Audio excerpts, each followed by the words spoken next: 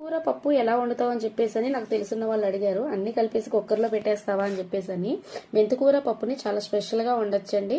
మీ అందరితో షేర్ చేసుకుంటాను రండి. కందిపప్పుతోనైనా వండొచ్చు, పెసరపప్పుతోనైనా వండొచ్చు. నేను ఎప్పుడైతే పెసరపప్పుతో వండుతున్నానో చాలా టేస్ట్గా ఉంటుంది. ఆల్రెడీ పెసరపప్పు 80% ఉడికించి పక్కన పెట్టాను. ఇప్పుడైతే పోపు పెట్టేసుకున్నమాట.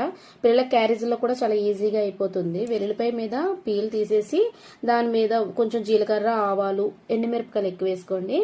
కారానికి సరిపడగా పచ్చిమిరపకాయలు కూడా వేసుకోవచ్చు. అంతేగాని కారం అయితే యాడ్ చేయొద్దు. వెల్లుల్లిపాయలు బాగా వేగిన తర్వాత మనం శుభ్రంగా కడిగి పక్కన పెట్టుకున్న మెంతికూరను అందులో వేసేసుకోవాలి. ఆకుకూరలు ఏదైనా సరే 1-2 సార్లు అయితే కడగండి.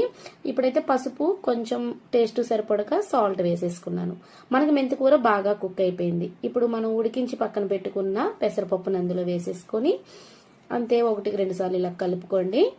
తర్వాత కొంచెం వాటర్ వేసేసుకొని మూత పెట్టేసుకోండి. మన మెంతికూర పప్పు అయితే రెడీ అయిపోయింది కదా. మెంతికూర పప్పు ఎంత ఈజీగా రెడీ అయిపోయిందో. సో మీరు కూడా ట్రై చేయండి. రోటీలోకి అయితే చాలా బాగుంటుంది. ట్రై చేసిన తర్వాత ఎలా ఉందో నాకు కామెంట్లో తెలియచేయండి. ఈ వీడియో నచ్చినట్లయితే లైక్ చేయండి. Thank you for watching.